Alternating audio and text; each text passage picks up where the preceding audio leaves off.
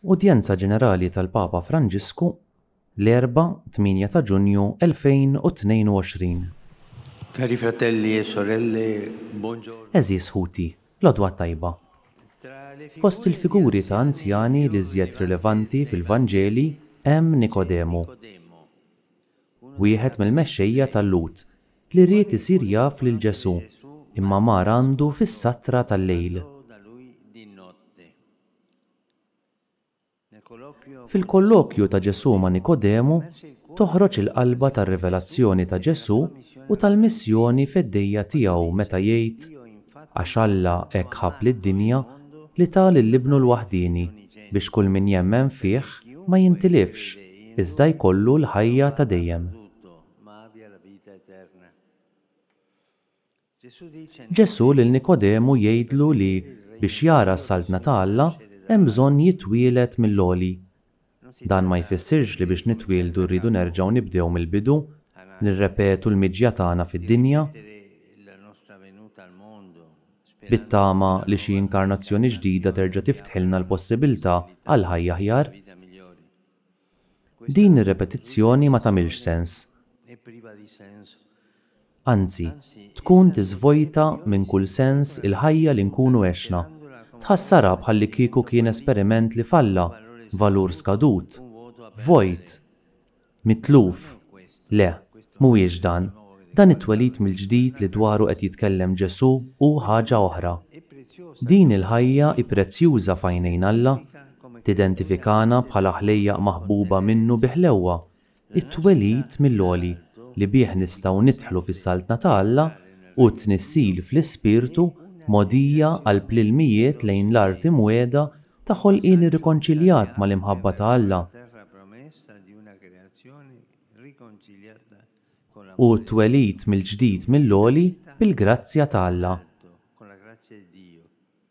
Mhuwiex twelid mill-ġdid għal darb'oħra fil-ġisem. Nikodemu ma jifhimx dan it-twelid x'inhu u jsemmi x-xjuħija bħala prova li m'hux possibbli. La aħna bnedmin bla dubju ħanixjieħu. Il-ħolma ta' żożija eterna titbiet minna darba l dejjem. Il-mewt hi d-destin ta' kull twelid li jseħħ fi żmien. Kif nistgħu nimmaġinaw destin li għandu l-bixra ta' twelid? Nikodemu hekk jaħsibha u ma jistax isib mod kif jifhem kliem Ġesù. Dan it-twelid mill-ġdid x'inhu? L-oġġezzjoni ta' Nikodemu tista' tallimna ħafna. Fil-fatt nistgħu ndawruha bil-kontra fid-dawl tal-kelma ta' Ġesù, fil-kixfa ta' missjoni li jippropja ta' xjuħija. Fil-fatt li nkunu xjuħ mhux biss mhuwiex xkiel għat-twelid mill-għoli li dwaru qed jitkellem Ġesù, imma jsir iż-żmien it-tajjeb biex indawluh u neħilsuh mill-ekwivoku ta' tama mitlufa. Iż-żmien u l-kultura tagħna li juru t-tendenza preokkupanti li jqisu t-twelid ta' wild bħala sempliċi kwistjoni ta' produzzjoni u ta' riproduzzjoni bioloġika tal-esseri uman, imbagħad jikkultivaw il-mit taż-żożija eterna bħala l-ossessjoni, id-disprata ta' ġisem li ma jintemmx. Għaliex ix-xjuħija hi b'ħafna modi mistkerħa. Għax iġġib magħha l-provi li ma tistax tmerija li dan il-mit mhuwiex minnu. Meta jridna nerġgħu lura fil-ġuf ta' omna biex nirritornaw għal dejjem żgħażagħ fil-ġisem. It-teknoloġija tinġibed lejn dan il-mit bil-modi kollha. Nixtiequ nelbu lill-mewt, nixtiequ nżommu ħaj il-ġisem bil-mediċina u l-kosmetika li jtawlu, jaħbu, ineħħu x-xjuħija. Naturalment, il-benesseri hu ħaġa, imma it-trewwieħ ta' mit hu ħaġa oħra. Imma ma nistgħux niċħdu li l-konfużjoni bejn iż-żewġ aspetti qed toħolqilna ċerta konfużjoni mentali. Nifxlu l-benesseri ma' trewwieħ tal-mit taż-żożija eterna. e si fa Namlu minn kollox biex jerġa' jkollna dejjem din iż-żożija. avere questa giovinezza sempre. Ma tanti Tant irtokki, tant interventi kirurġiċi biex nidhru għadna żgħar. apparire giovani. Jiġini f'moħħi l-kliem għaref ta' attriċi Taljana, Magnani, Attrice italiana. La meta qalula li rridu jneħħula t-tikmix u jqaltilhom le, tmissuhomx. le dice no, non toccarli. Tanti anni Dawk tgħidx kemm ħaduli snin biex ġibthom, tmissuhomx. non toccarle.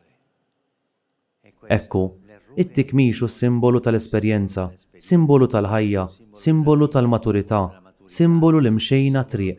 aver fatto un cammino. Non toccare Tmissuhomx biex isiru żgħażagħ, imma żgħażagħ tal-qoxra, dak li jinteressa huwa l-personalità kollha, dak li jinteressa huwa l-qalb, u l-qalb tibqa' b'dik iż-żożija tal-inbit it-tajjeb li aktar ma jixjieħ, iktar jitjieb. buono è. La vita nella carne montana Il-ħajja fil-ġisem li jintemm hi realtà inkompluta mill-isbaħ. è una bellissima incompiuta. Come certe opere di Bħal ċerti opri tal-arti li propju fl-inkompletezza tagħhom għandhom seħer uniku. perché la vita Għax il-ħajja u nisfelija inizjazzjoni, mhux il-milja. Niġu fid-dinja propju hekk bħala persuni reali, bħala persuni li jikbru fl-età, imma huma għal dejjem reali. per sempre reali. Imma l-ħajja fil-ġisem li jmut hija spazju u żmien żgħar wisq biex inżommuha intatta u nwasslu għal milja tagħha il-parti li żjed prezzjuża tal-ħajja tagħna fi żmien ta' din id-dinja. La fede Il-fidi li tilqa l-aħbar evanġelika tas-saltna ta' Alla li għalija aħna ddestinati għandha dan l-ewwel effett straordinarju, jgħid Ġesu, li tagħtina li naraw is-saltna ta' Alla. Aħna nsiru kapaċi naraw realment il-ħafna sinjali tat-tama tagħna li m'għandhomux ma naraw jitwettqu dak li fil-ħajja tagħna iġor fuq is-sinjal tad-destinazzjoni għall-eternità ta' Alla. per l'eternità di Dio. Is-sinjali huma dawk tal-imħabba evanġelika, b'ħafna modi mdawla minn Ġesu. U jekk nistgħu narawhom, nistgħu wkoll nidħlu fis-saltna bil-mogħdija tal-Ispirtu permezz tal-ilma li jagħti ħajja ġdida. La vecchiaia Ix-xjuħija hija l-kundizzjoni mogħtija lil ħafna minnha biex il-miraklu ta' dan it-twelid mill-għoli jista' jiġi assimilat intimament u jsir kredibbli għall komunità umana. per la comunità umana. Non Ma tikkomunikax nostalġija għat-twelid fi żmien imma mħabba għad-destinazzjoni finali. in questa prospettiva F'din il-perspettiva, ix-xjuħija għandha ġmiel uniku. Nimxu lejn l-Etern. l'Eterno. Ħadd ma jista' jerġa' jidħol fil-ġuf tal-Omm u lanqas fis-sostitut teknoloġiku u konsumistiku tiegħu. Consumistico. Dan ma jagħtix erf. Dan ma jagħtix il-possibilità ta' mixja sħiħa u mwettqa għax hu ħaġa artifiċjali. E artificiale. Sarebbe Imqar li kien possibbli, kien ikun ħaġa ta' swit il-qalb. invece cammina Ix-xieħ jimxi l qudiem, ix-xieħ jimxi lejn id-destinazzjoni, lejn is-sema ta' Alla. Ix-xieħ jimxi bl-erf tiegħu li jgħix tul ħajtu. vissuta durante la vita. La vecchiaia Ix-xjuħija allura hija żmien speċjali biex neħilsu l-futur mill-illużjoni teknokratika u sopravivenza bioloġika u robotika, imma fuq kollox għax jiftħilna qalbna għal ħlewwa tal-ġuf ħallieq ta' Alla li jnissilna fih. del grembo creatore e generatore di Dio. E chi io Hawn nixtieq nisħaq fuq din il-kelma, il-ħlewwa tax-xjuħ. Osservaw nannu jew nanna iħarsu lejn in-neputijiet, una nonna kif iżielu bin-neputijiet tagħhom. come carezzano i nipoti. Quella tenerezza libera da ogni Dik il-ħlewwa ħielsa minn kull prova umana li jelbet il-provi umani u kapaċi tagħti l-imħabba b'xejn. dare Il-qrubija kollha mħabba ta' wieħed lejn l-oħrajn. la vicinanza amorosa di uno per gli altri. Din il-ħlewwa tiftaħ il-bieb biex aħna nistgħu nifhmu l-ħlewwa ta' Alla. La porta a capire la tenerezza di Dio. Ma ninsewx din l-ispirtu ta' Alla u qrubija, kompassjoni u ħlewwa. Alla hekk magħmul, jaf iżjel. Sa carezzare U x-xjuħija tgħinna nifhmu din id-dimensjoni ta' Alla li hija ħlewwa. Ix-xjuħija hija żmien speċjali biex neħilsu lil futur mill-illużjoni teknokratika. Hija ż-żmien tal-ħlewwa ta' Alla li joħloq triq għalina l-koll. L-Ispirtu jagħtina li nerġgħu ninfetħu għal din il-missjoni spiritwali u kulturali tax-xjuħija li tirrikonċiljana ma' twelid mill-għoli. Meta aħna naħsbu fix-xjuħija b'dan il-mod, imbagħad naslu biex ngħidu kif qatt din il-kultura tal-iskart tista' tiddeċiedi li tarmi l-xjuħ u tqishom bla siwi.